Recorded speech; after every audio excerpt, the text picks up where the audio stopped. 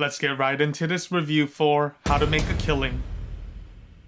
Alright, so this film is directed by John Patton Ford and stars Glen Powell as the main lead. I'm a pretty huge fan of Powell's work so far, ranging from Top Gun, Twisters, and The Running Man, and everything about the previews here sold me for another solid time at the theaters as the bare minimum. Now that I've seen the film, what did I think about the cinematic package here? I thought this was a great time. To start with the positives, the casting is good. Glen Powell and Margaret Qualley were exceptional here. They owned their characters and so did everyone else involved, so kudos to the entire ensemble behind the scenes. Another positive was the visuals that paired with the story. The narrative has a strong visual lens on showcasing modern wealth and power, and I thought the various segments were excellently captured to immerse me into the story at hand. I also appreciated how the story was cut and paced throughout the 1 hour and 45 minute runtime for the most part. There was enough intrigue and curiosity stringing me along the ride each step of the way, and the whole story did inevitably come full circle by the end in a satisfying light. I also found Act 1 and 3 to be great to keep this story a very solid experience, even with some of the shortcomings in Act 2, which now leads me into my negatives. One of the only real gripes I had to this experience was the middle portion of Act 2 feeling weakly strung together at times. The story definitely has some plot holes or vaguely answered moments, and sometimes they play out in a C-tier fashion. Also, there were a few segments that did drag on, or pivotal moments that felt too coincidental in a negative light. There were also some inherent moments where the impact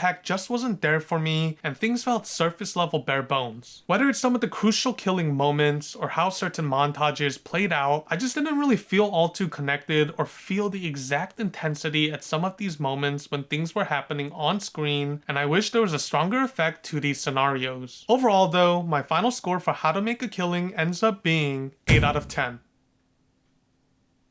This was a really solid film. I don't think it's a fully perfect story, but if you're able to go with the flow and stick with it from the beginning to end, there's a lot of story moments that do come full circle. The themes and messaging were right on point about pursuing wealth and the toxicity of losing a part of your identity while chasing capitalistic dreams. This was a pretty darn cohesive story from start to finish, and I was left happy with my overall experience. Anyways, thanks for checking this review out. I'll have more coming out next week, so stay tuned for that. Like and subscribe if you haven't done so already, and I shall see you on my next upload. Until then, stay safe out there and peace.